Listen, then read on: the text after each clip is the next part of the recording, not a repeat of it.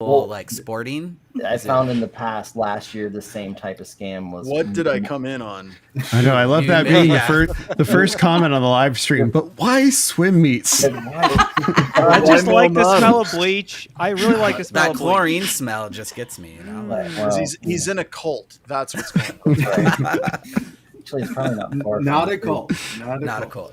So, John, it's revolving around the call when I asked you briefly earlier if I could poke the organized crime bear, because I think I'm going to. What the hell could ever go wrong with doing that? Exactly.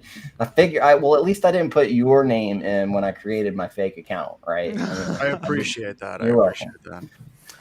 that. When you're attributing it, how did you do they have like any logos or anything on it? I have a lot of data and I'm sifting through it. And so I'm gonna try and take my a little bit of time and do a thorough job and get some LinkedIn's working to kind of look at it. And so but at the end of the day, it seems like it's much more widespread than my 2 kids swim meets. And so I was all right. Hey, let's kick the tires and light the fires. Let's go. Come on. All right.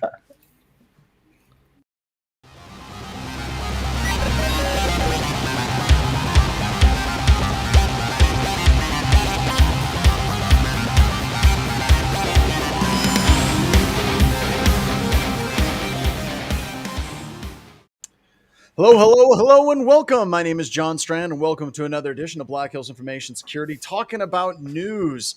I have no idea what the hell we're going to talk about whatsoever because I am really underprepared for this particular show. I've got all kinds of weird things going on. I have construction people that showed up, but I am joined by a lot of people, so I guess we're just going to roll straight into it. We've got, just a ton of people here. I don't know about you. What is it? Are you can't ban now? Yeah. It's French. I don't know how to. Can anyone help with project management tools? I can't. So Immanuel Kant has joined us because our perception of reality is completely dependent upon our senses and how we perceive the world, and it's impossible for us to be able to identify at higher realms of reality other than what our very limited sensory perceptions can give us. But thanks for joining us. I've seen The Matrix. I'm here. There you go. We also got Degree Absolute Charles. Thank you for joining us. We have Mike, as always. Thank you, Mike. By the way, dude, I don't know what you're doing for the lighting, but looks really, really good. Speaking of fantastic lighting, as always, a light in my life personally, Kelly Tarala has joined us. Oh, just happy that you're here as well. Alex is here, and what do we got in the background there, Alex, today? We got a book. Is your... No, I think I just have the... it's the same one as last time. This is fine. Yep, this is fine. Yeah. Mannequin in the back, blink 3 times if you need us to send help. So, all right. And we have Derek Banks has joined us, and he looks warm. He looks warm by the light of the glow of the fire on his monitor. So thank you for joining. Here. So we have Wade, as always, or not always. Sometimes he's just texting, and that makes me sad. Because I like it when you're here, Wade. I've finally been elevated to like a meme. I feel like I'm you now. I have a picture of me as a mustached butterfly. There you go. Welcome to the world, man. At least your mustache isn't the butterfly. Speaking of butterflies, Ryan is here, and I believe that Ryan has been hijacked by AI. He's wearing a collared shirt. I'm not real, Ryan. He must have had a job interview at another company today to get that. Nice. I'm appeasing to Kelly because she was like, Ryan, do you have anything but black shirts? Son of a bitch. All right. And you look good. All right. And then we have Andrew on, who's spunky, as always. So don't you have a webcast with us coming up? Yeah, Wednesday morning, we're doing a anti-cast on identity management. It should be a good cross-cloud comparison of all things identity and just how hard it is to get it right and how the odds are not, in fact, in your favor. I love how many of us have flannels, even though they have collars. Hey, I feel so left out. I don't have mine on. Welcome to the InfoSec Ned Flanders podcast. Yeah. Oh, neighbors. There you go. Dear.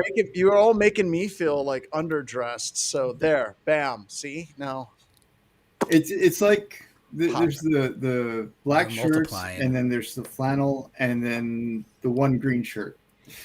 Yeah, like one green shirt, which I got like stain all over it this weekend, so I couldn't wear that one, or I probably would be.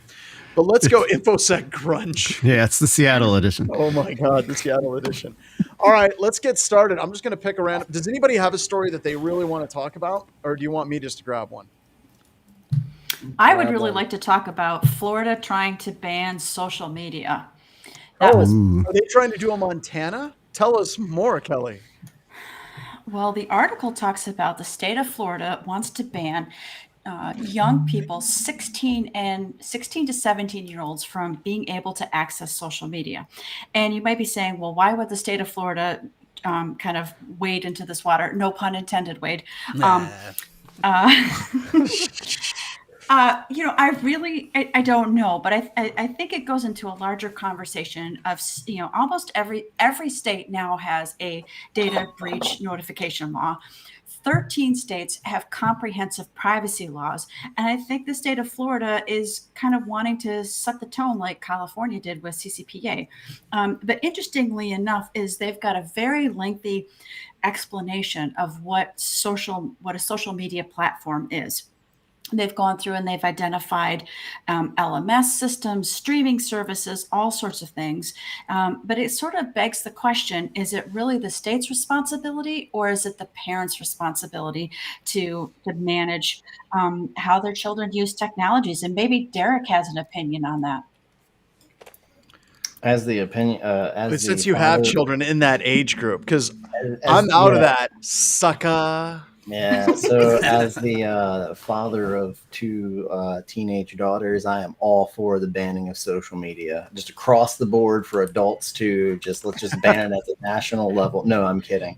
I do think it's the parents' responsibility, and I think back to when I was a kid. So obviously there really wasn't.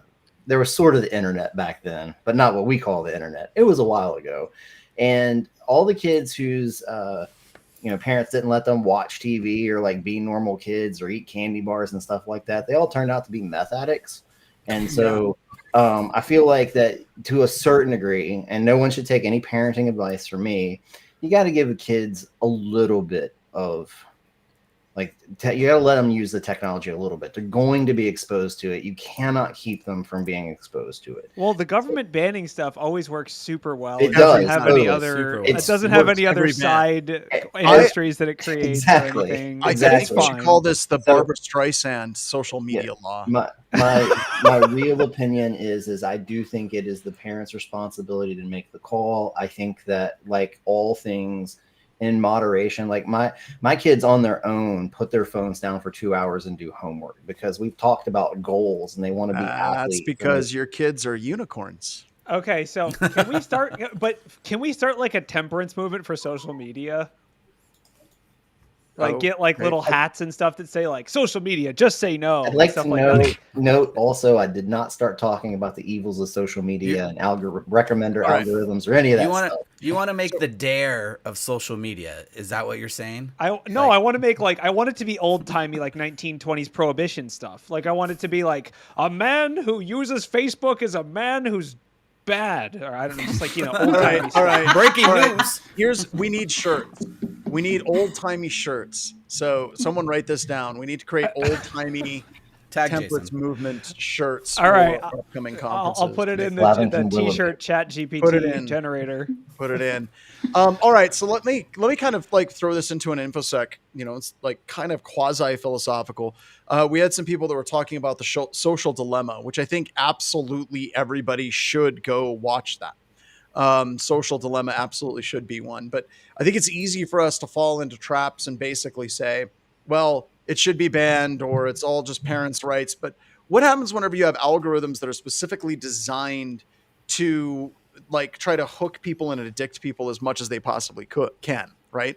And that's what the social dilemma goes into, is actually talks about how those algorithms are incredibly manipulative. And that data can absolutely be used against us in very, very systematic ways. I mean, if we want to since somebody was talking about John Strand and deep cuts, let's go. Let's talk about Edward Bernays, right? Whenever you look at Sigmund Freud and his view of, how to do psychology and things, by and large, it's been debunked. Whenever you're looking at like psychoanalysis and psychology. However, his cousin or nephew, I think it's his nephew, Bernays, he actually found out that you could actually apply those things at mass scale and have tremendous impact on the overall psyche of an entire country, which he was basically there for advertising and a lot of things that the government was doing insofar as setting up, I think it was Nicaragua, I'm not sure. But how to frame that as like a revolution for the people when it was really just the banana industry wanted to have no competition down there. So exactly, Bernays like the sauce, but totally different guy. So this actually does apply, because if we're looking at algorithms and we're looking at things and we're looking at trying to protect individuals and trying to tie that into computer security, I think the question is a valid one. These algorithms can be incredibly dangerous. These algorithms we have seen have actually been used to knock over entire countries. And like, don't we think that there should at least be some regulation or some oversight for this? Because I agree, the whole thing about parents should have the decisions and things like that. But usually you expect people to make decisions when they have adequate information to make decisions. And right now I feel with like people that make laws, they sure as hell don't have the ability to make those decisions. Parents don't have the ability to make those decisions. And hell, whenever these people testify in Congress and they get asked, how exactly does this algorithm work? They're like, I don't know, man. It's artificial intelligence. It just kind of does that. You want a Kit Kat bar? It's really, really good at that thing, and no one really knows how it's actually doing it at some levels. So I just don't think out of that space are just like, it's scary, run. So I really don't think you could make a law or regulation that wouldn't just create ridiculous unintended consequences of like, now all the social media is talking Spanish because that wasn't regulated when they made the law. I don't know. Like there's like it's infinite possibilities. There is no way you're going to get a law in there for the simple reason of advertising dollars.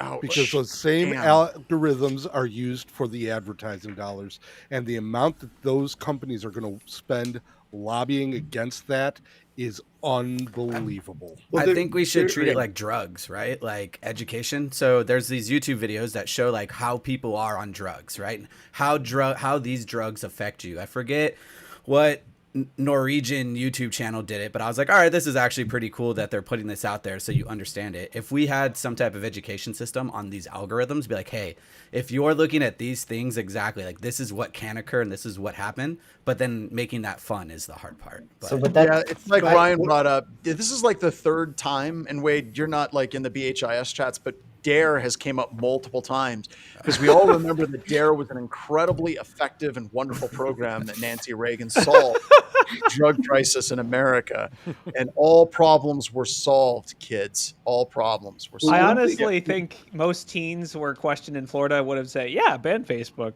That's fine. We don't care. Yeah. Well, they're gonna switch to like, I don't know, like pigeon chat or something. Like they're gonna have tick instead of TikTok. Yeah, like it's not gonna happen. You can tell Corey doesn't have any teenagers because it ain't Facebook or pigeon chat at all. It's Snapchat and TikTok, man. Oh yeah, well that's what I mean. I'm saying they'd be fine with banning Facebook. Like they don't care at all. But so the problem with the algorithm auditing route is that there are very few people, as John mentioned, who would even be capable of evaluating an algorithm in the first place. Like we're talking about in the hundreds of people, maybe into the thousands of people. No. I would say it's less than a dozen. Well, I don't know and they're continuously changing. What do you do? Like export a Git repository and be like, all right, this is what we audited. Then it changed 50 times in the next 10 minutes. I don't know. And they're hanging out in the basement with people that understand quantum computing. All right, we need to move on though. So Kelly, I feel like we solved this problem though, right? The answer is yes. You did great. But let's talk about our other overlords, John. Microsoft. Oh my gosh, they've had a rough couple of days. Which Microsoft do you want to talk about? Let's talk about the email compromise. Oh, the business executives. The business executives where they just looked for intelligence on themselves. Was it that one where the threat actors then looked for what Microsoft had on them? Yeah, once they broke in, they were like, what do they have on Sad Panda 52? Isn't that like kind of tied back to social media? Like it seems really narcissistic to me. Like if it's the first thing you do once you break in is you internally like SharePoint search for yourself, that's low. But so is this is this a justification for why you shouldn't CC your boss on everything? Hey, then your boss gets hacked and all the APTs find out? Well, at least they had a cool name. Midnight Blizzard is pretty BA. Yeah, it's pretty badass. It is pretty badass. They just kept randomly generating until something sounded like out of a movie or a William Gibson novel. And it was how did they get in? It was a test account. I think password guessing. Yeah, it was a test account. Yeah. Yeah, password guessing and a test account. Yeah. Now, did they have any mention about two-factor authentication or bypass, or was it even enabled? I mean, it's Microsoft, so they had ROP-C as a feature. Yeah, it says it says the account was not protected by 2FA. Yeah. So a brute force attack, which means password guessing. Yeah. I'm going back to I'm just going to keep pull out my soapbox because hell, that's what BHIS is apparently for me. Lack of two-factor, folks. It's got to be a high finding in every single report that goes No, John, this is a test instance. It's fine. This is the worst, though. It was a senior leadership, cybersecurity and legal, right? So when you see a cybersecurity person that has a summer or winter password, I puke so hard. And they just add a whole bunch of digits at the end of it, just to, like, I'm going to get past that. You know what? I think we should tell Microsoft they should use Microsoft Azure AD password filtering. I really think it'd be helpful for them. Maybe we should send them a recommendation to their own help page. We should. Don't worry, John's going to give them a critical on their next security. John's going to do their pen test. John Strand does it. Andrew, you've been on some shows we've talked about it, but I think the last one we talked about, one of the things that came up is it's incredibly difficult for organizations, especially with like cloud computing, to turn on two-factor authentication everywhere. And that got a bit dicey insofar as a conversation. What are your thoughts? Like, is this something that organizations just bite the bullet and say, F it, we're turning on two-factor authentication if it's facing the internet directly, just do it? Yeah, I think you pretty much got to go for 100% or nothing strategy. There's plenty of different ways to sidestep the whole, like, we can't do this for machines or we can't do this for outside in synthetics testing. There are so many good solutions today. There's almost no excuse anymore to go with exceptions from your 2FA policy. I don't care if you store the TOTP secret seed in a password manager and you use a command line to go in and generate those 6 digits. Just enforce it across the board. But we're still not seeing the adoption that we really want to see for 2FA universal. Now, so that's another question I want to ask. What do you think, especially like the areas that you're working in, percentage-wise, do you think of what's the percentage of organizations that have adopted two-factor authentication? We actually have a stat about that in this year's Datadog State of Cloud Security that showed that it was getting better, but I still want to say it's like 56%. That's not enough for big shabby. hacks. That leaves plenty of room for big hacks. It leaves plenty of room for like employment and job like. So I got that wrong. It's 76% of IAM users in AWS, 50% in Azure, and 27% in GCP this year. Sweet. So GCP's growth industry for pen testers. Got it. Thanks. Well, I think this has a lot to do with like the onboarding flows for these respective clouds, and when new customers come into their environments, like how much does a cloud actually advise you or shame you into doing the right things as you kind of onboard and set things up. And some onboarding wizards are better than others. Some awareness programs are better than others. But really, again, I'll just say it one more time. There's really no excuse for not using 2FA for 100% of your users, regardless of your IDP, regardless of your cloud. There are good solutions. All right. We also have some more free consulting that you need to give because now your help desk support. Here it comes. Does AWS still only allow for one physical key for MFA? No, for root accounts, they actually have changed that. So it used to be that they only allowed 1 second factor for the first user that you ever create, the root user. But that has changed very, very recently. In fact, now they even allow you to enroll 2 WebAuthn tokens. And if you are an AWS Identity Center customer, you can actually enroll multiple second factors. So you have a series of recoveries. Because it was always like terrifying to think, hey, if I have my second factor on my keychain and my keys go over the side of the boat, hypothetical scenario. This has definitely never happened to me. But what do I do? Do I have to go through this painful reset process? And I think just that alone has prevented a lot of people from onboarding to 2FA is thinking about the recovery if they lost that physical second factor in a lot of cases. Yeah. Very cool. So I think this is just a PR fail from Microsoft because all they had to do was just say it was a honeypot and it was intentional. That's what we like, do. why didn't they do that? Why didn't they just say it was on purpose? Duh. This is totally, we're just monitoring the attackers, hack back. So the Azure side of things is really interesting to me, right? Because a lot of people that use Azure Cloud, and I assume that Microsoft uses to some degree Azure Cloud internally, they also use a third-party identity provider. The identity provider is so separate, you can know that the context of a user, like the authentication context, the IP address, the attributes of that user, the fact that there's no in-browser cookies are so wildly different. Why the heck did this not trigger, like a high or a maximum risk alert, especially if it was a test account? There are a lot of other known things, 2FA aside, you could have alerted on to know that this activity was very unusual. Yeah. Also, password filtering should be a thing. It's the default now in Azure, so I don't know, whatever. Sure, just like all that aside, like we can pick on the password and we can pick on the 2FA, but we can also pick on the detection and response kind of side of this, because you can assume suspicious user behaviors will always be bad, and we all have jobs because often user behaviors are not aligned with best practices. But what was going on in the SOC that day? So they didn't have logs for the test instance.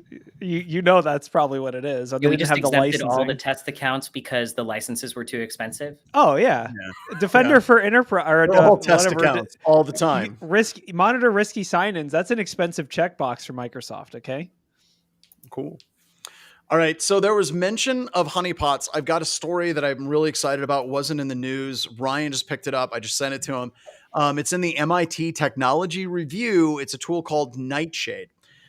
This tool is a data poisoning tool that lets artists fight back against generative AI. It messes up with the training data in ways that could cause serious damage to image-generated AI models. So basically what it is, if you have a picture and it's got something like Nightshade in it, whenever DALL-E or Midjourney or Stable Diffusion goes through and it takes that picture and it tries to incorporate it into art that it's going to create later, it actually corrupts the... and while this is really, really cool, and I think it's neat, there's a lot of ways around it, but I think it gets into a bigger,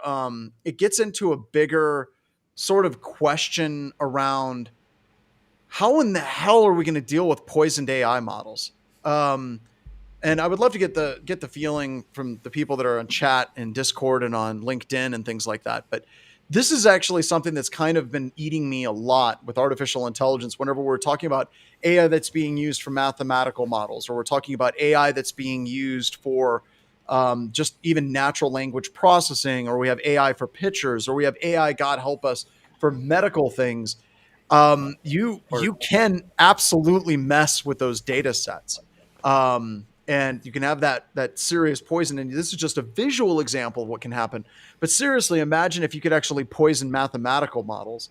Imagine if you can poison the AI usage in military applications, which is already, I know that was a headline that, if they remove some of the restrictions so that it can be used for military applications, but it's already being done. There are countries that are using it to select bombing targets. Yeah. So poisoning, the potential to poison AI data for something like that is horrifying. So, yeah. Well,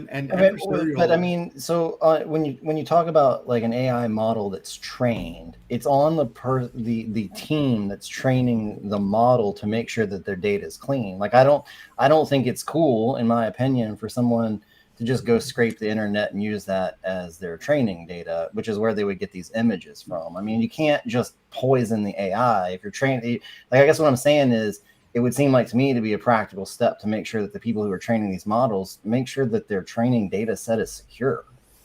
I mean, you got to get your AI plus certification in order to understand that. Your AI plus, right? Yeah. So, don't give up to you any. I mean, I've trained these models before. I went and got a degree in this crap, right? And so, like, I'm just saying that it would. No, if I was on a team talking about it. Oh, I regret it. Sorry. No, I'm joking. it really changed a lot of the ways that I think. But I mean, I guess I'm more worried about not like non-transparency in data sets for algorithms that are unleashed on the public. Like, you know, Chat GPT-5, for example. Like, I don't know. I'm more worried about that kind of stuff than I would be about like a military application or something like that, because that model shouldn't be taking input from an untrusted source to use as a training set.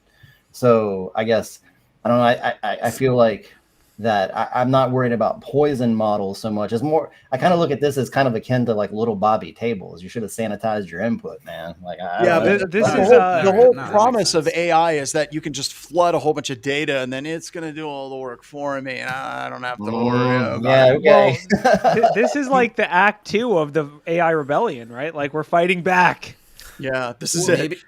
Maybe you can like become a data broker that has certified clean data that then sells it to AI people. Right? Oh my God. I love how Wade immediately turned it into a service. Wade, a venture capitalist is hacking their way into this chat right now. Here, Wade, I'm not going to bet you on this. But kind of a bet, I guess. But that is so brilliant and so incredibly stupid at the exact same time. What just came out of your mouth, that when that happens, and you know it's going to come out of Silicon Valley, right? There's going to be a service that uses AI to clean the AI data that feeds the AI.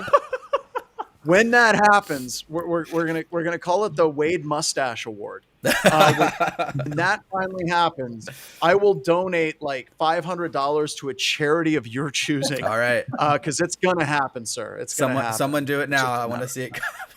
To some degree, that's actually already happening with the brokering of the data sets that are pre-general availability of ChatGPT. So, you know, it's the non-radioactive steel analogy, where if you just mix enough human-generated content in with a little AI-generated content, suddenly we can. But we need a VC funding company, and they've got to say they use AI to generate the data for the AI. Like, that has to happen.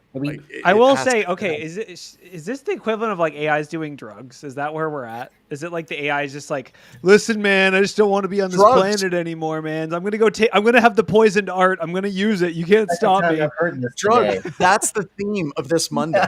For those of you, we had the BHIS Tribe of Business meetings on every Monday, and we had a very long thing about drugs, because now drugs are horribly complicated. It's like, okay. I get that we can't drink on the job, okay, and I get that we can't do illegal hold on, drugs. that was a debate in and of itself. Could you describe what's illegal? Like, are we talking federally illegal, state illegal, local the AI illegal? said it was fine illegal. The AI said it was illegal. Like, could you clarify? It's like, wondered if AI could get high. Yeah, this is going to be like the new marketing for like the, you know, ChatGPT killer is going to be like, it was trained on non-GMO, organic, clean artwork with no nightshade. And everything I just said is going to guarantee that everyone wants to work at BHIS, but no one wants to do business with BHIS ever again. Well, the Balmer Peak is in the handbook, so don't worry about it. How long do you think it is until Nightshade is like built into Photoshop software? Yeah, I bet you they're coming up with a plugin like right now. It can't take long. What about music? Is there a way, like, is there something for Nightshade for music coming? I'm sure Skrillex is already there's like the dog whistle undertone in every single song. So that's the real Turing test, is when AI starts getting high, that's when you know it's actually self-aware. Nice. When your AI is high, you know you're pretty high. Answer the question that maybe Nightshade is how the AI gets high. I mean, that's what I think. That's my theory. I think that they already did this. What's that guy that does "We the Best Music"? I think that was like an AI generation. DJ Khaled? Like every song. Another one. Yeah, DJ Khaled has got to start with that every single time. That's how it works. So, as we just pissed off all the DJ Khaled fans out there. So I want to move on to another story. I've got it in the notes here in the private chat. It's from Dark Reading, and it says 3 top priorities for CISOs. Now, for those of you that are on the panel, don't look at it yet. I want people, and if you're listening and you're typing in, what do you think is the number 1 priority in this article for CISOs? Spring 2023. Spring 2023, banning it. All right, what else? AI, ML. Zero trust. AI, ML, Zero like trust is that's old. That's old news. No, that's Zero old. trust. And- No, that was Crypto 5 years ago. miners, crypto skills. no way, Crypto no way. miners? They don't care about crypto miners. Not anymore. XDMR squared, whatever. Maximizing. Training. You're on fire today, man. Yes. Wade's Yes. killing Shit. it. Good BEC God, compromise. XDMR squared. You're like a big idea man. It's like paper clothing. When you're done, you just throw them away. I'm secretly becoming a sales engineer on the side, so get ready. I'm gonna feed tuna fish mayonnaise. We're gonna cut out the middle step. So Okay, all right, wait. so we got all this stuff. Brian, scroll down. I The number one I priority. already looked at the first one. Is it just like make a shell corp for yourself? Like, No, scroll down. There it is. Number one is defend yourself Whoa. against personal liability. That is not what? one I How thought does that about. even? No, what is No, this? Okay, no. This popped up in my feed. By the way, I've gone back to RSS because Reddit was sucking my soul away, and Twitter is just awful. And RSS feeds are awesome. Kids, if you don't know what they are, go check them out. They're old, like 20 years old, maybe John, older. should I make a BHIS blog post called "Inspecting Your Golden Parachute for Holes and Tears" or something? Oh, you should, dude. Like, you could totally do that. Protect You should yourself have against Wade help liability. you. It's like okay, take out your golden parachute, have your lawyer look it over, and then have his lawyer look it over, and then double check it with your corporate lawyer, and then make sure your stock. Then get your personal lawyer on it.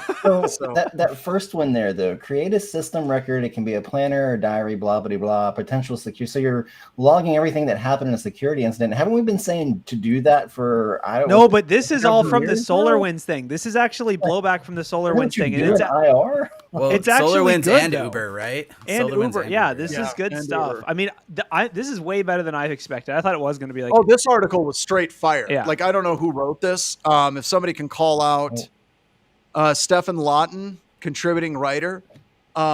He looks like he should be an accountant. But, What's number two? Like, John, those are the seriously? things we think, but we don't say them on the show. Stephen, Mr. Lawton, your article is awesome, and your mustache is more awesome. You are one of my heroes. But this article, like starting with that thing, told me this dude did his research. Yes. Like, this is a straight fire article. Create a system record, and notice how he kind of puts it in. A planner or diary where every action relating to a potential security incident is recorded in detailed chronological description.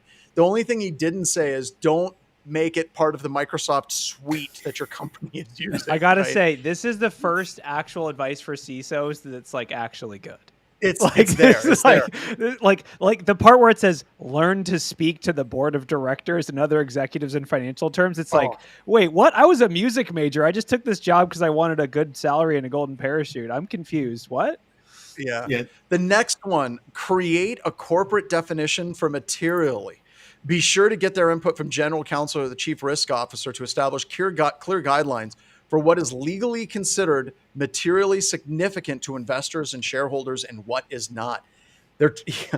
Is this guy Basically, like a CISO? Like This is a next lawyer. level. This is a lawyer, not a CISO. I mean, This is good luck. Gotta be a lawyer. Does Like- anybody know of a publicly accessible definition of a company's materially significant? Andrew, it doesn't matter. It doesn't matter because if it's defined within the organization, Yes. it's creating cover for the CISO. And that's the only thing that matters. Like whether or not it's generally accepted definition or not is irrelevant. It's whether or not it's agreed upon in the organization.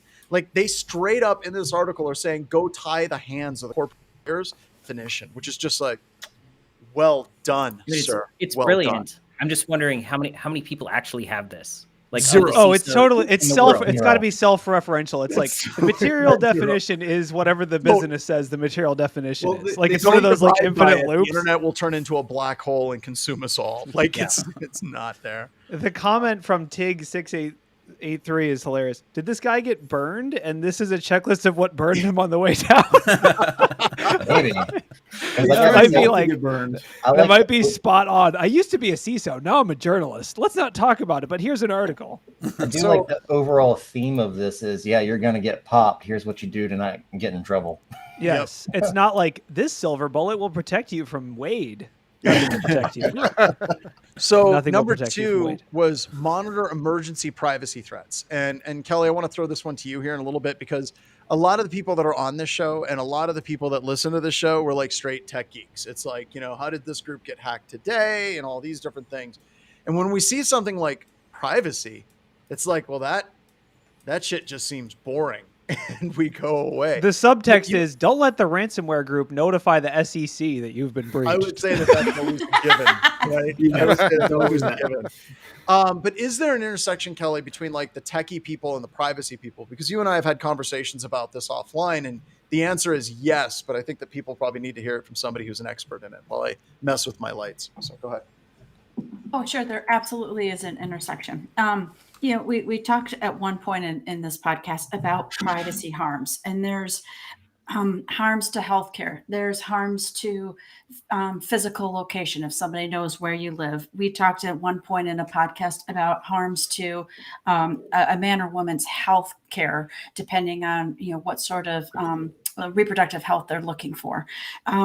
So there absolutely is a tie between privacy harms and security.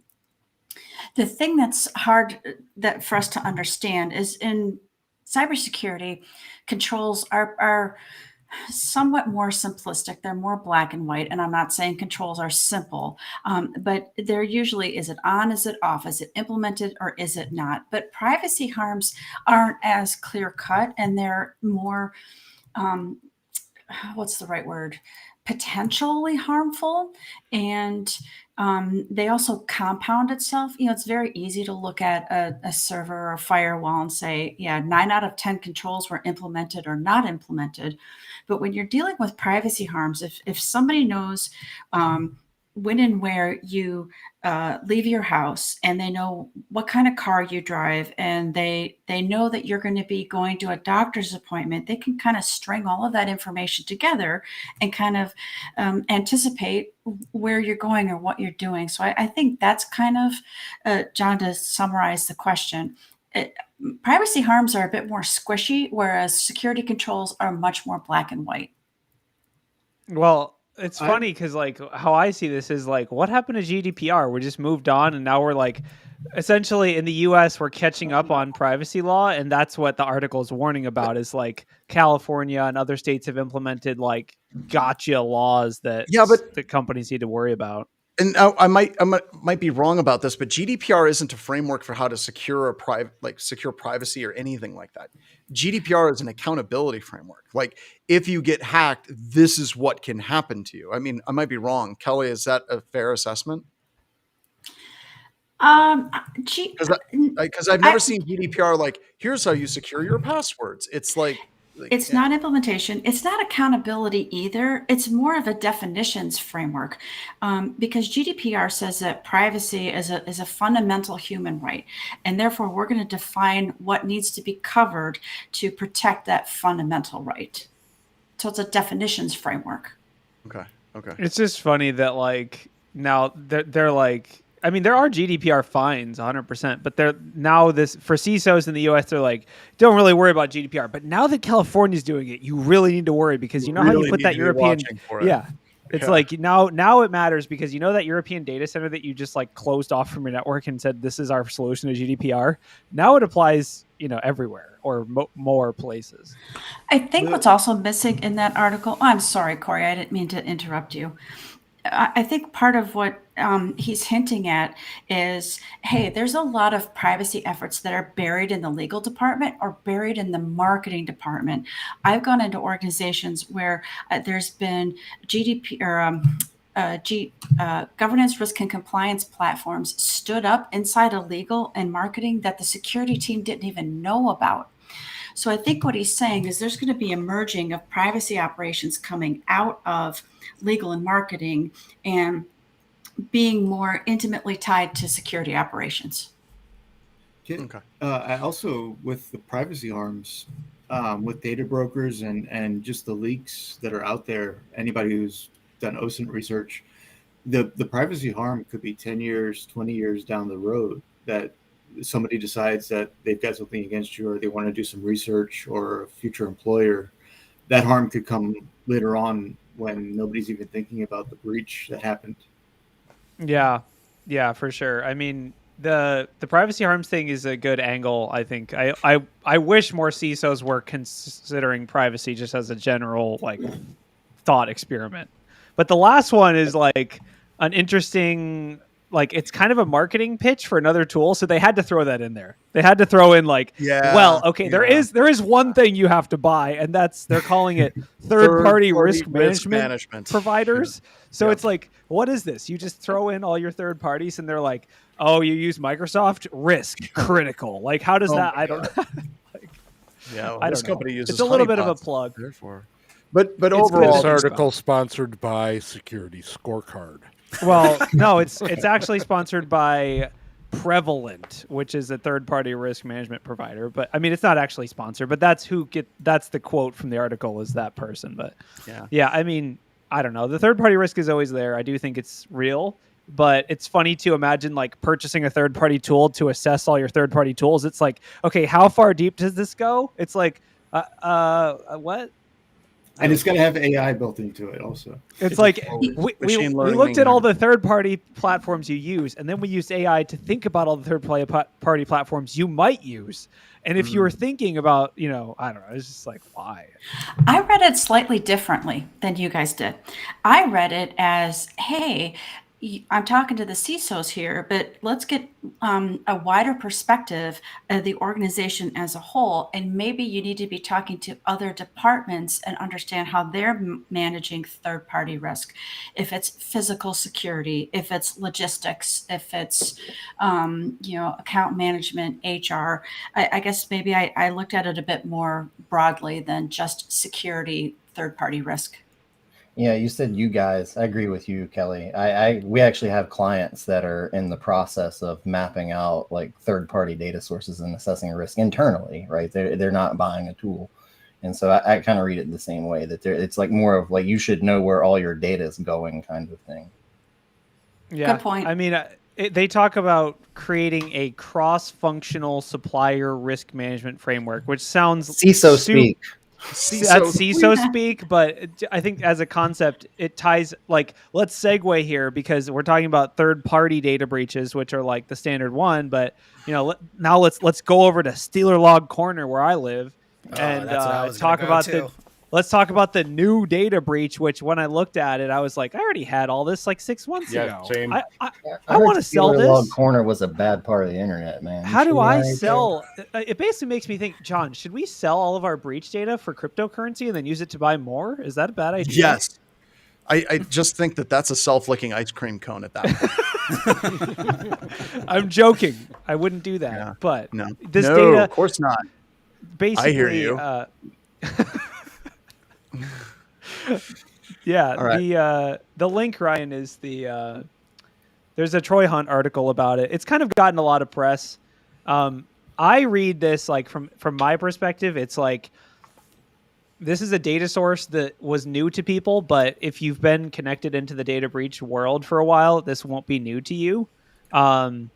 This list is actually pretty like sparse compared to the data sets that some of the Steeler logs generate. So basically it's a database that's being passed around 104 gigabytes credential stuffing list. But it's all sourced from Steeler log data. So it's, it is what it is, but it's definitely, we're talking about third-party risk.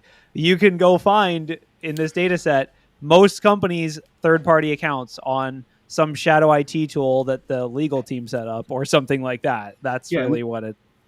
And all of this stuff is still searchable on the internet because I kind of had to do a little bit of a sigh when they had the line of like the now defunct illicit.services website. And I'm like, oh, Troy, it's not defunct. It's just search.0t.rocks. Yeah. It's a different, zero-t.rocks. Yep. So, it's still there. So, and I used it earlier today, which getting into like the aspect of like the usability of it, like I looked at it because there is that potential, again, getting into privacy stuff of pivoting and I'll get to this in a moment, of pivoting to attacking like personal email accounts and personal phone numbers. And the fun thing was that as I was writing that up to deliver that talk to leadership, we had those types of reports coming in, being like, "Hey, here's reports of people they're getting hit up on their WhatsApp by our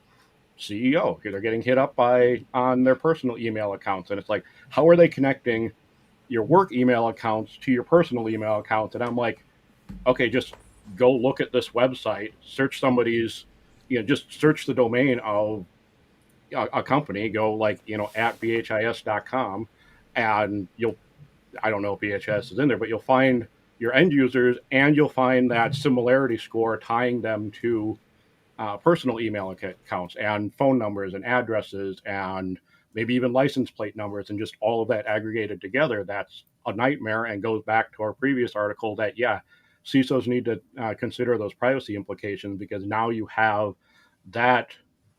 Adversaries know that you're going to have at least some controls in place around your corporate assets. So they're going to engage with you on social media, on WhatsApp, on your phone, on your personal email addresses. And that's just going to be a new nightmare for CISOs to have to deal with.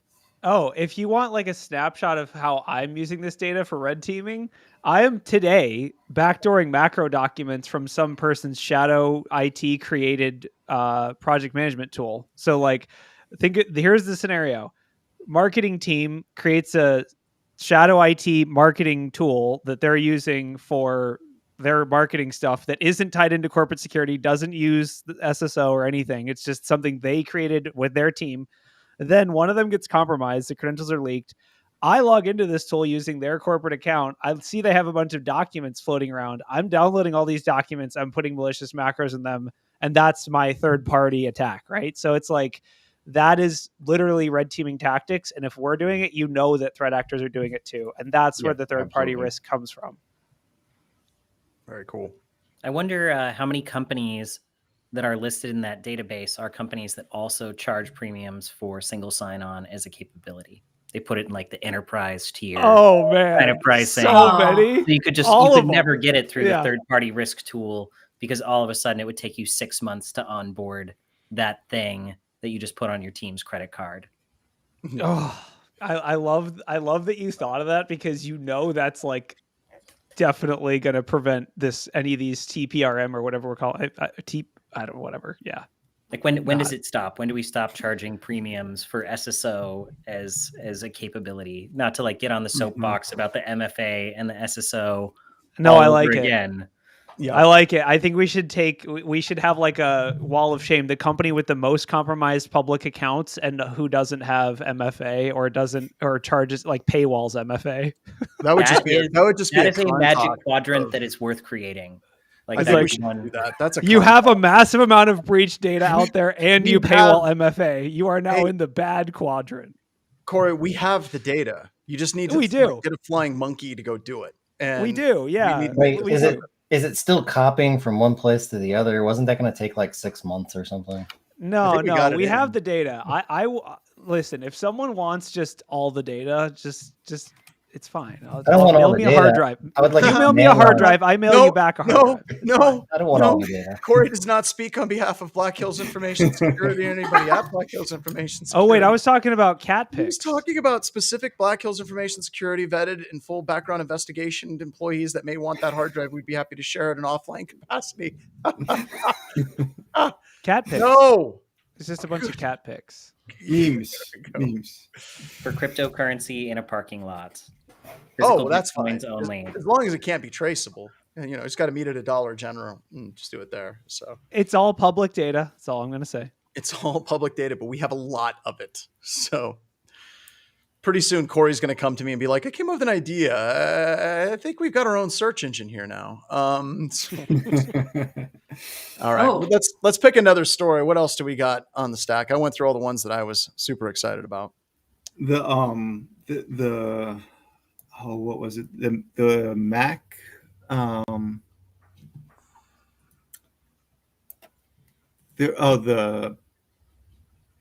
sorry, I can't remember I'm looking at this wonderful site.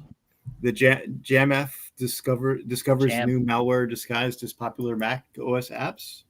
Ooh. And can't get malware. I'm a PC. Wait, no. That really scares me in there is one of them was Microsoft Remote Desktop. What? Well, hey, let's talk about Jamf just for a second. So do you remember it wasn't too long ago, maybe a couple of years ago, where a lot of Mac users were saying, I don't need any sort of endpoint protection on my Mac. It's an Apple. Who cares?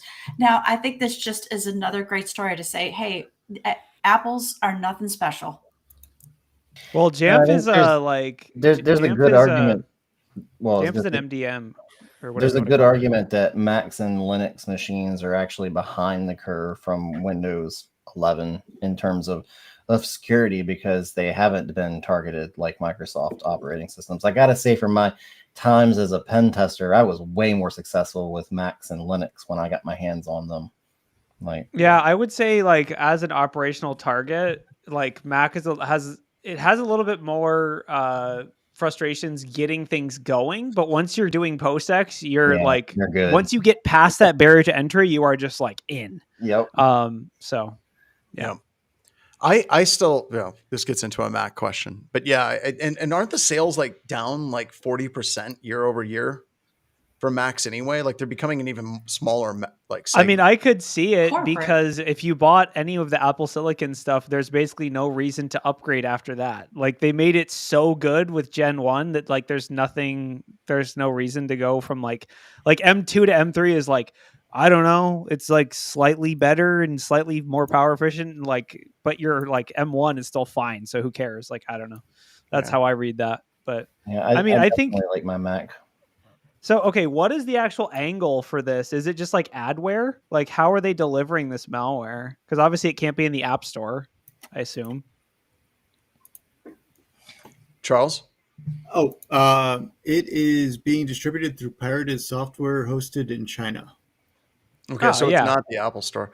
But and that's weird because like if you try to download software directly from the internet and run it, not through the Apple Store, you have to like do this weird, I can't remember. Oh, you have to like, you have to send Steve Jobs your fingerprints. It's a whole thing. The user journey is not that bad if you download a unsigned or suspiciously signed binary on macOS, because you double click on it and then it throws up a prompt that says, hey, this is like signed by a software vendor that we couldn't identify. And then you click a button in that prompt and it takes you to the exact dialogue that you need to click the button in that says, just go ahead and allow this anyway. And I do appreciate that, Apple. As a Mac user, I can confirm that. Yeah, it just asks you if you want to do it. And I can, I mean, personally, when I'm phishing Mac users, I just tell them to go paste this command in terminal.app. That works way better. because like once you're in like terminal, it is like wide open range.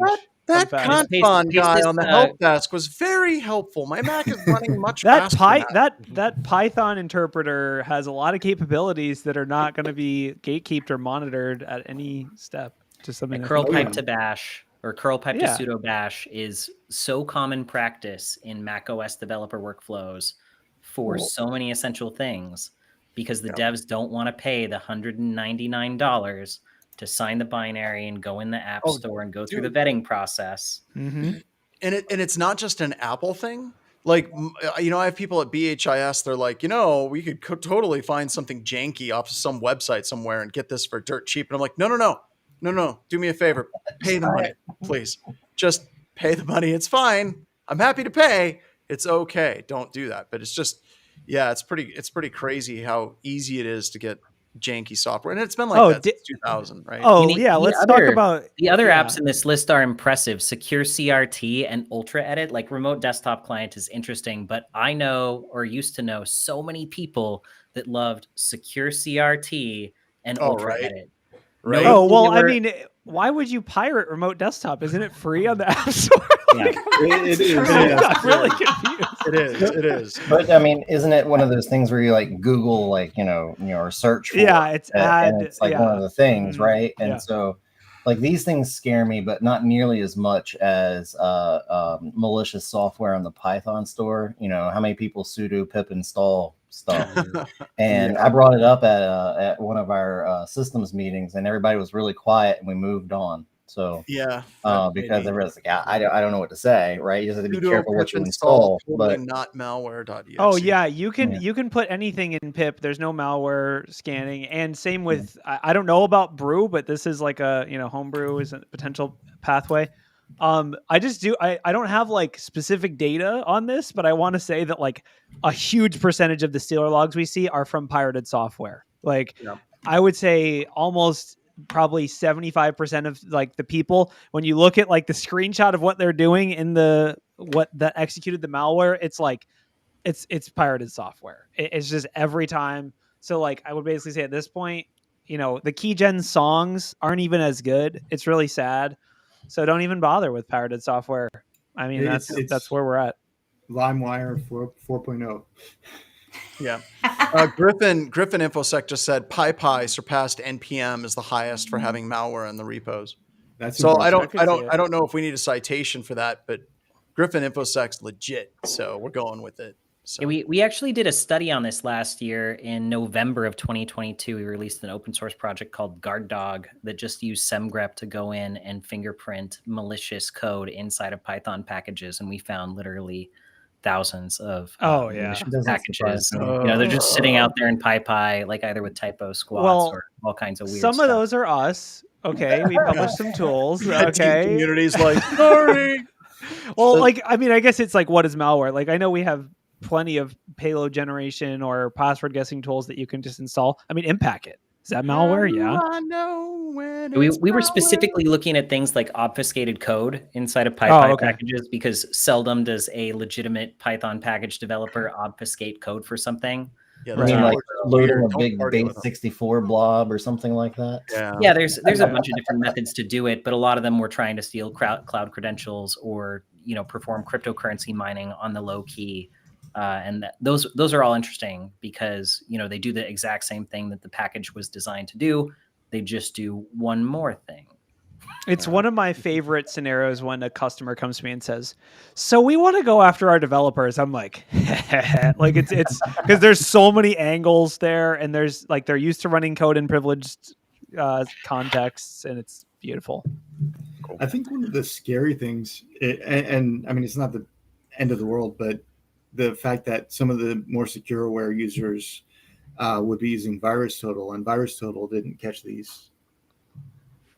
They're like, oh, it's a .app. We don't know how to decompress that. Let's just move on. That might be. I mean, I don't know, but that is scary. I mean, yeah. Well, no, I will say like VirusTotal is a low bar for like APT or like it's. Well, for pirated software, yeah, I'm surprised. I mean, you have a point just overall. I think that Mac apps and Linux in general, it just seems like security suites are a lot weaker there, right? Yes. I mean, 100%. There's no Windows event types. There's no it's just also like if we're talking about incident response team capabilities and awareness, or even SOC team capabilities and awareness, how many of your incident responders know how to run an incident on a Mac, or even take a forensic image or analyze it, or know how to like reset a session token to the App Store? I don't know. Like it gets pretty cagey, and yeah, the tools aren't always there. Like yes, there is. I think all the major EDR and XDR providers do have Mac like agents, but when I've tested them in the past, they haven't typically been as robust. Yeah, they did like the concept of like, oh, this is a direct or indirect syscall, or I don't know, things like that a lot of tools. I was just straight up able to netcat out, use Python. I was able to create my own backdoor. I didn't have to use malware. So I think a lot. SoCat on Linux doesn't get caught, right? So yeah, I think the shops that have very high maturity and very large fleets of Macs, do a good job. Which is why GR has binaries for macOS, for example, because Google has used to have. I don't know what they do today, but they used to have tons of macOS laptops out there because that was just like. If you got a job in San Francisco, you just show up and they hand you your bag and your MacBook Pro. Yep. It's required. Yeah. Well, and part of it's on the community, because so much of the Linux, Unix, and macOS community, we've got this hubris that, we're better than Windows. We don't have to worry about it. But yeah, I think The it's. smug. They have the smug. Is that what you're trying to say? Yes. That's funny. They have the smug.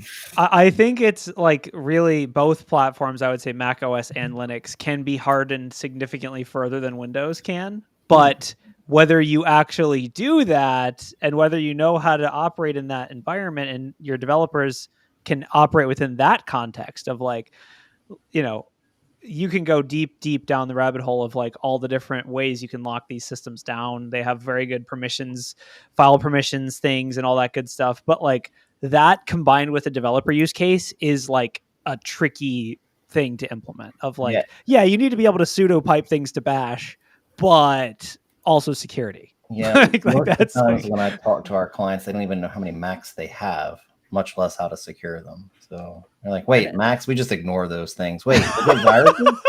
Like, whoa, I was told they don't get viruses. It's exciting that Jamf is doing this kind of work, right? Because they probably sit on top of the largest inventory database of any vendor. And it's super cool that they actually have an internal team that's going through and kind of putting this out there. Because you can use Jamf to do tons of endpoint hardening, you know, whether it's pushing out Git hooks or ensuring that people aren't getting apps from shady places. So like if Jamf is publishing this stuff, they're doing a good job raising awareness that there is a gap to close where you do need like AV, anti-malware, EDR for your macOS fleet. Yep. And I think it's cool to see that from a company that is the size of Jamf being this transparent. Yes, totally. They're doing a good job. Hey, John, before we wrap things up, I know we're getting close to the hour. I was just peeking at my email and I got an email from Troy over at Have I Been Pwned about a new Trello breach. So those of you who have accounts on Trello, you may want to check that out. Yeah, I looked into getting that data set and I was like, hey, can I purchase this? And the seller was like, give me an offer. And I was like, what is that even like?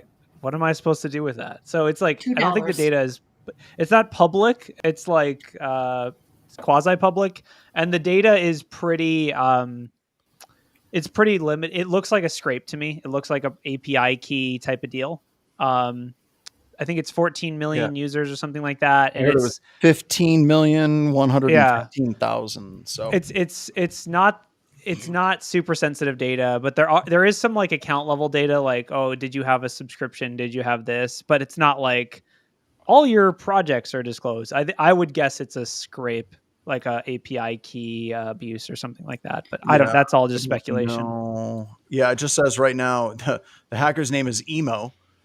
Claims they have emails, usernames, full names, and other account information. I don't know what that other account. It's basic stuff. It's like, is your account subscribed to premium? When's the last time you logged in? How many projects do you have? Like, it's not like a list of your projects or a list of your something. Like, it's not as, I don't know. It doesn't look particularly sensitive to me, other than just you had a Trello account, but yet. So I guess we'll see. True.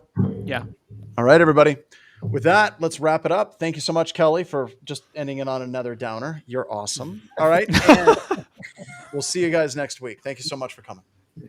Thank you.